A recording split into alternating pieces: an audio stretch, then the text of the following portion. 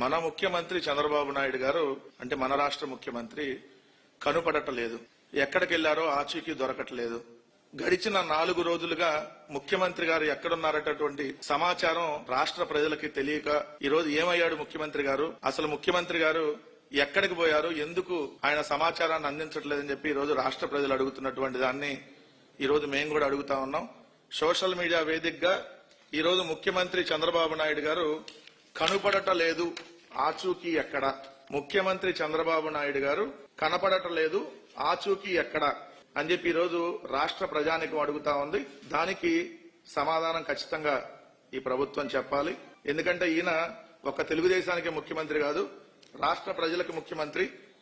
So రాష్ట్ర ప్రజలకు ముఖ్యమంత్రిగా ఉన్నటువంటి చంద్రబాబు నాయుడు గారు కనపడకుండా ఎక్కడికి వెళ్లారు, ఆచూకీ తెలిస్తే సమాచారం అందించాలి. ఒకవేళ డీజీపీ గారి దగ్గర సమాచారం లేకపోతే కేంద్రాన్ని అన్న అడుగుతా ఉన్నాం. ఎందుకంటే మా రాష్ట్ర ముఖ్యమంత్రి గారు కనపట్టలేదు, సో ఎక్కడున్నారో సమాచారం అందించండి. దాంతో పాటు గౌరవ విద్యాశాఖ మంత్రిగా ఉన్నటువంటి సకల శాఖల విధ్వంస మంత్రి, ఆయన పేరుకి విద్యాశాఖ మంత్రి, ఆయన సకల శాఖల్ని విధ్వంసం చేయడానికి ఒక మంత్రిత్వ శాఖని క్రియేట్ చేసి ఆయనకి ఇచ్చారు. అన్ని శాఖల్ని విధ్వంసం చేయటమే ఆయన లక్ష్యం. ఆయన పేరు నారా లోకేష్, ఈయన ముఖ్యమంత్రి కొడుకు కూడా. సో ఈయన ఎక్కడున్నారో ఈయన కూడా కనపట్ల, ఈయన గడిచిన వారం రోజులుగా కనపట్ల, ఎక్కడున్నారో సమాచారం లేదు.